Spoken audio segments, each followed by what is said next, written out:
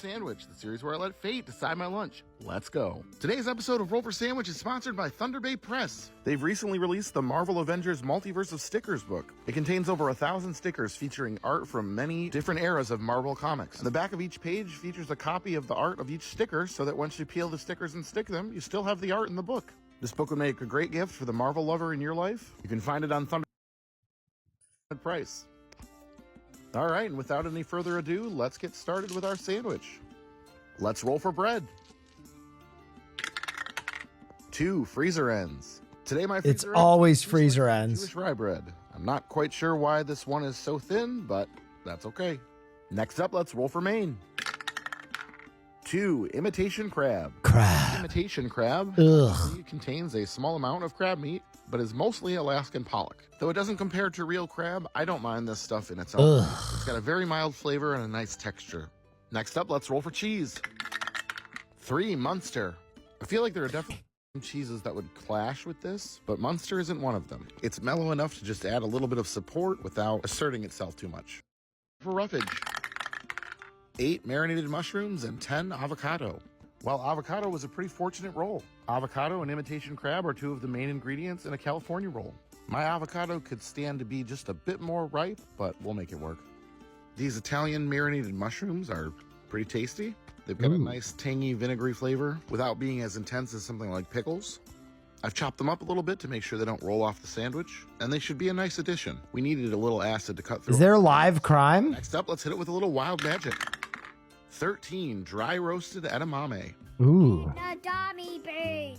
Well, so much for things not rolling off the sandwich. Who is that dog?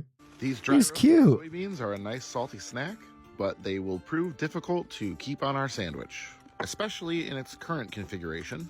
I do find it kind of satisfying that we rolled some of the ingredients of a California roll and then proceeded to roll edamame. And last but not least, we have the D20 sauce roll. Here we go. 9 jalapeno glaze. Ooh, This he might like this. Jalapeno jelly. The package recommends using it as a glaze for meats or pour it over cream cheese and use it as a dip. We will just be spreading it on our sandwich. That's too much sauce. Quite viscous. Too much I think the sauce. spice will be nice with our That's too much sauce. though I'm hoping it doesn't end up being overly sweet. I've had some bad experiences with sweet imitation crab in the past. Let's get our sandwich closed up here. Get our toothpicks in to hold it together. Nah, that looks How's the saying? that looks dead ass Once, nasty. twice.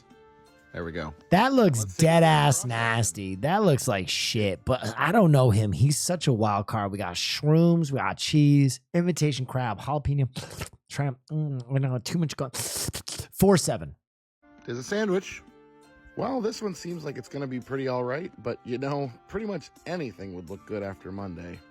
This one is a bit sticky though. Let's go ahead and give it a taste. Yeah, you know, this one's all right. I definitely think I would have picked a different sauce if given the chance.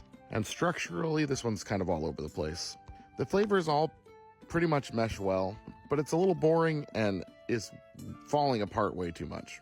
They can't all be knock your socks off sandwiches, and I'm glad they're not all eldritch monstrosities. I think I'm going to give this one a 6.7. Oh my God. Crab. Thanks for hanging 6-7. out, everybody. I hope you have a What the hell?